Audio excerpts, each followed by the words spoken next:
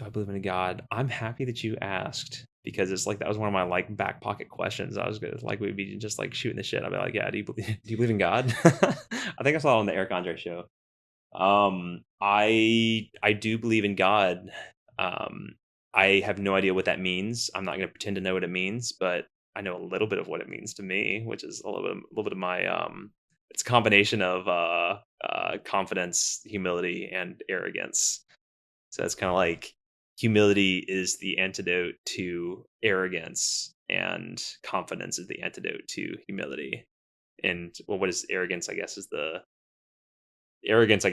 antidote to just being fucking stupid or something. I don't know. Yeah, I grew up as a Christian and I became an atheist when I was a teenager while still going to church. So I grew up in small town Alabama, very strong Christian culture. I grew up in a Methodist church.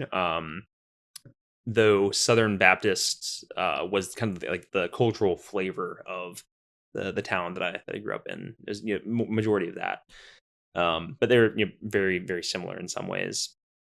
Um, I remember.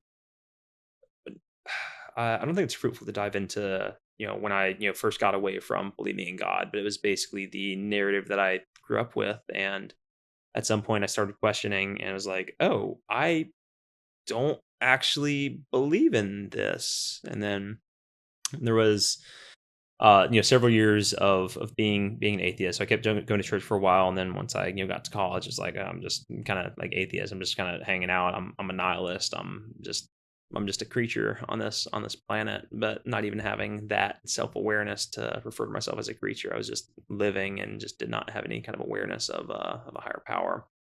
I was like kind of agnostic for a while, and fast forwarding a little bit, I have just been exposed to enough ideas, enough feelings, enough perspectives beyond my own that I I'm not even going to say 100%. I an infinite percent believe that there is a higher power.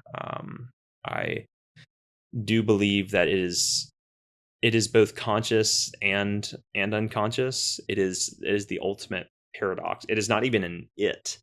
Um, Generally, I or the latest that I'm able to the latest nuance that I'm able to share is that there is just this raw like source energy as this infinite ocean, and God is a word that we use to personify source energy such that we're able to easier relate to it. It is a human trait to relate to other humans. That is just something that is just in our nature. We are designed to relate to each other. Designed by what? Ha.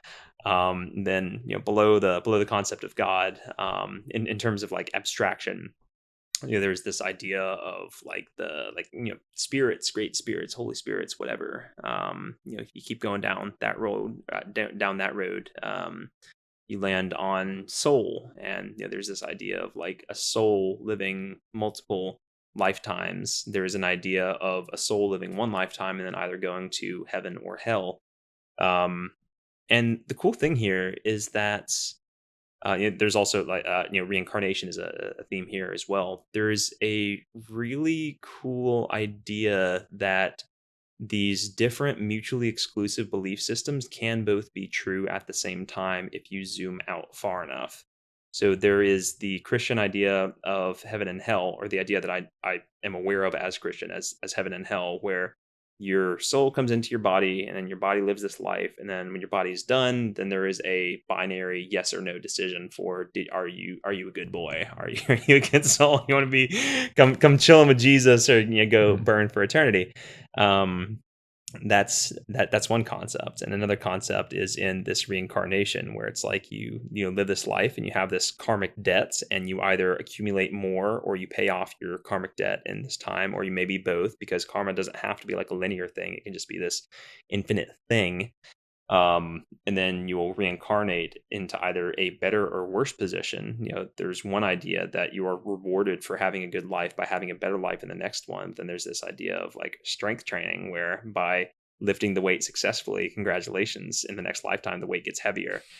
Um, and the beautiful thing about the concept of infinity and eternity is that we can live an infinite number of lives. If there is, like, let's say it is true, just for the sake of the idea, that a soul is a thing that is possible, that is able to live like multiple lives in order to like learn or experience or whatever. The soul can live an infinite number of lives. The soul can live like my life and your life. It is possible that we have one soul that is living every life. It is possible that one soul is living just like 5 lives. Maybe a single soul lives like 3 lifetimes in order to learn about gratitude in one lifetime, and then about like anger in another lifetime, and to experience some other third thing just for the rule of threes. And then it moves on into something else. So there's one idea in which a soul lives a finite amount of life. Then there's another idea that a soul lives an infinite number of lives. But what if the soul that lives a finite number of lives wraps up into a higher or bigger, it gets absorbed into a more global soul that has lived every number of lives? One way that I guess helps me to wrap my head around this idea is if you imagine like finger puppets. Like if I drew like some smiley faces on my fingers, it's like the smiley face is my life, it is my ego. This is Forrest, the creature that is alive on this planet. Then if you wipe the face off, it is now a finger. So this is still like an individual unit kind of energy. There's still an illusion of individuality, and oh, there's my soul and there's your soul. But then, by zooming out from the face to the finger, we see that, oh, this thing is actually this other thing that was just pretending to be a thing. So what happens if there's my individual soul and your individual soul, and then we zoom out and, oh shit, it's actually part of the same hand? And I generally believe that there is an infinite amount of unfolding that we can do. So unfolding from the puppet to the finger, to the multiple fingers, to the hand, and oh, I've got 2 hands. So there's 2 separate objects. But oh wait, I'm a human. Humans have 2 hands. These hands are not the thing; they are just a part of the thing. And then there's the aspect of, oh, okay, well, am I the thing, or no, am I just part of the thing? As a human, I am part of a community. I'm part of the human race, the human civilization. I'm a part of Earth. I think Earth is a great parallel to the concept of God, because it is the most tangible thing that we have direct physical access to. It's there is discussion and disagreement around whether God exists. There is much less disagreement about whether the Earth exists, but regardless, it is a shared context in which we all live. And that's kind of the concept of greater power, is just having these like greater and greater contexts. Because even then, it's like the Earth is separate from the moon, but they're both part of the solar system, which is part of the Milky Way galaxy, which is part of something else bigger. But I'm not actually that studied in astronomy and what is bigger than a galaxy. I don't know. But if you zoom out far enough, we get to the universe, and we can talk about like metaphysics and all that, which is another cool thing. But that's a lot of things. So I'm going to bring that around. Yes, I do believe in God. Who's asking?